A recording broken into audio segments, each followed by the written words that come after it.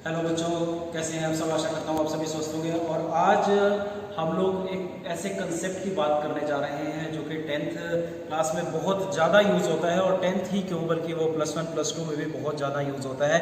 तो मेरे साथ हैं मनोरथ सर, जो आपको इस एक्सपेरिमेंट के बारे में पहले बताएंगे।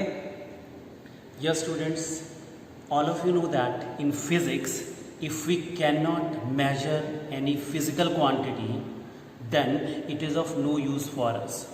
Same is true for resistance. आप सबको मालूम है कि हमारे घरों में बहुत सारे इलेक्ट्रिकल अप्लायंसेस होते हैं। उन इलेक्ट्रिकल अप्लायंसेस के डिफरेंट पार्ट्स में डिफरेंट करंट फ्लो करता है। अब वो कितना करंट फ्लो होना चाहिए, इसके लिए हमें स्पेसिफिक रेजिस्टेंसेस लगानी पड़ती हैं जिनकी मेजरमेंट होती है, और उसी रेजिस्टेंस को वेरीफाई करने के लिए कि किसी पर्टिकुलर सब्सटेंस का रेजिस्टेंस कितना है, कंडक्टर का रेजिस्टेंस कितना है, उसके लिए हम एक एक्सपेरिमेंट करेंगे which is based on Ohm's law. And what does Ohm's law state, it is being told by Gaurav sir. तो जैसा कि हम लोग यहाँ पर देख रहे हैं कि Ohm's law states that the current passing through a conductor is directly proportional to the potential difference across its end, provided the temperature and other physical conditions remains unchanged। बच्चों, आपको इतना तो पता है कि V जो होता है ये पोटेंशियल डिफरेंस है, और I जो है ये इलेक्ट्रिक करंट है। यानी कि पोटेंशियल डिफरेंस जो हमारा V है वो डायरेक्टली प्रोपोर्शनल है I के इलेक्ट्रिक करंट के, जब फिजिकल कंडीशंस जो है वो अनचेंज रहें। ये डायरेक्टली प्रोपोर्शनल का साइन जब भी हम लोग हटाते हैं यहाँ से, तो हम लोग इसकी जगह इक्वल टू R लगाते हैं। यानी कि V इज इक्वल टू होता है IR, या फिर V अपॉन I जो है वो होता है R, यानी कि potential difference upon electric current is equal to resistance.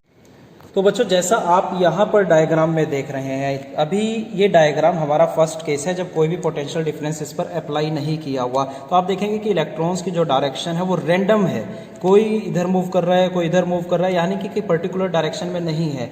ठीक उसी तरह से जिस तरह से क्लास में टीचर नहीं होता और बच्चे जो है वो इधर उधर मूव करते हैं, लेकिन जैसे ही क्लास में टीचर आ जाता है, यानी कि जैसे ही हम यहाँ पर पोटेंशियल डिफरेंस अप्लाई कर देते हैं, वो सभी के सभी एक डायरेक्शन में मूव करना शुरू कर देते हैं। अब हम बात करते हैं इसकी एक्सपेरिमेंटल वेरिफिकेशन की।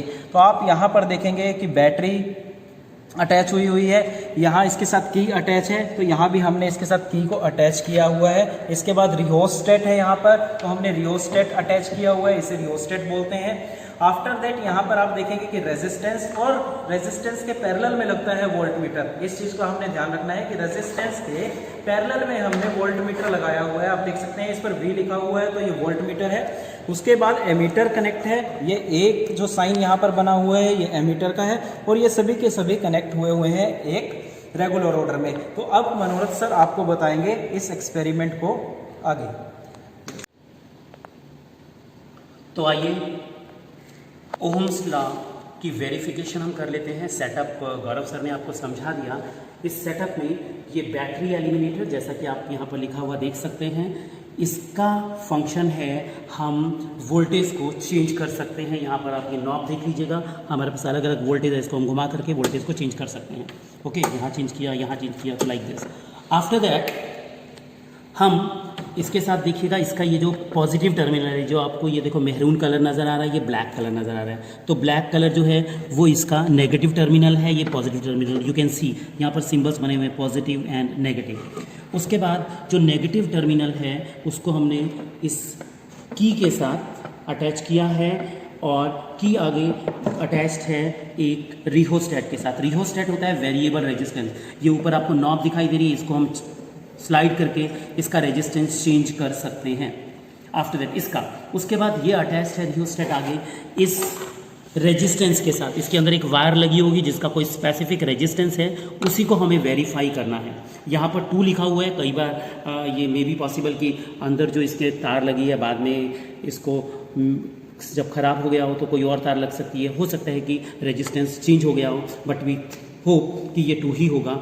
और इस रेजिस्टेंस के पैरेलल में ये लगा है वोल्टमीटर। वोल्टमीटर में आप देख सकते हैं रीडिंग 0 से लेकर के 3 वोल्ट तक लगी है, और आप अगर बहुत ध्यान से यहाँ पर देखेंगे तो 0 और 1 के बीच में टोटल डिवीजन्स ये यहाँ पर है 5, 5, 10, 5, 15, 5 का 20 डिवीजन्स हैं।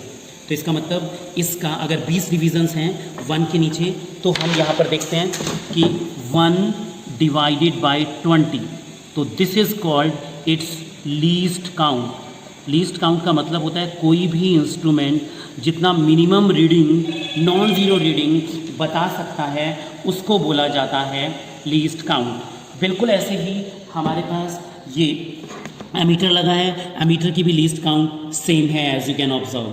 अब एक बात नोटिस कीजिएगा कि जो एलिमिनेटर का पॉजिटिव एंड है वो हमारे एमीटर के पॉजिटिव एंड से कनेक्टेड है, फिर उसके बाद एमीटर का जो नेगेटिव एंड है वो यहाँ पर हमारे रेजिस्टेंस से कनेक्ट है। और एक बात अगर आप नोटिस करेंगे कि हमारे वोल्टामीटर का जो पॉजिटिव एंड है वो भी अल्टीमेटली हमारे एलिमिनेटर के पॉजिटिव एंड के साथ कनेक्टेड है। ओके, अभी जब आपने डेफिनेशन पढ़ी थी, गौरव सर आपको डेफिनेशन बता रहे थे, तो उसमें स्पेसिफिकली ये कहा जा रहा था कि under constant physical condition, under जो टेम्परेचर, ये देखिएगा यहाँ पर लिखा है other physical conditions remain unchanged, temperature is also included in that.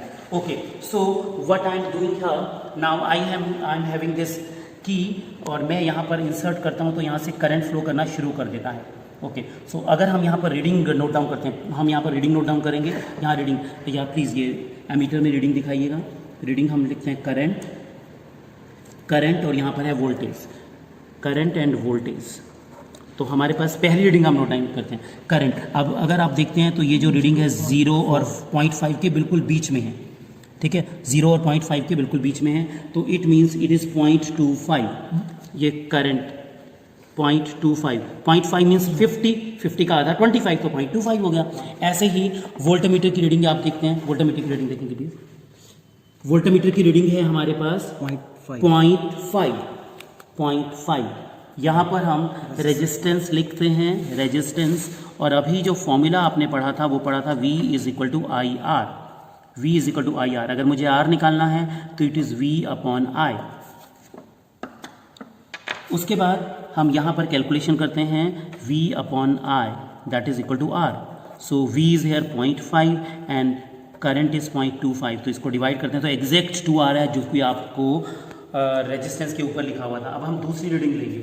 अब देखिएगा लगातार हम की को इंसर्ट नहीं रखते, उसका कारण ये है कि अगर बहुत देर तक करंट फ्लो करेगा तो जो हमारा रेजिस्टेंस है वो गर्म हो जाएगा, और गर्म होने से इसका रेजिस्टेंस बदल जाएगा, जैसा कि डेफिनेशन में बताया था, अंडर कांस्टेंट फिजिकल कंडीशन।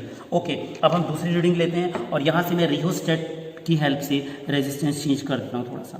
तो लेट अस सी कि what happens second reading. Okay, see. Now, what is Gaurav sir, please, what is the reading in ammeter?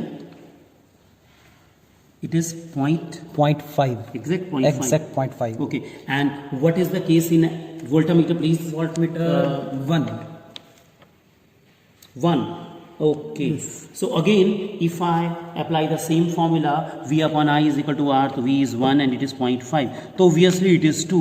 And I think these... sir एक बार फिर से फोकस करो आप वोल्टमीटर पे। Voltmeter. Yes, 1. Reading is 1. Yes, exactly reading is 1. Yes. So as it is very much clear that from both of the readings our value is exact, and it does not happen usually because due to some human error or so. So here you can see our experiment जो हमने verification किया था Ohm's law का, it is absolutely verified. And resistance is here also 2 ohm. So I think you have understood how to arrange circuit and after that verify Ohm's law. That's all in this experiment, verification of Ohm's law. Thank you. तो आशा करेंगे आपको Ohm's law जो है वो आ गया होगा समझ। तो इसी तरह के एक्सपेरिमेंट के साथ हम लोग मिलेंगे नेक्स्ट वीडियो में, तब तक के लिए आप सभी का धन्यवाद।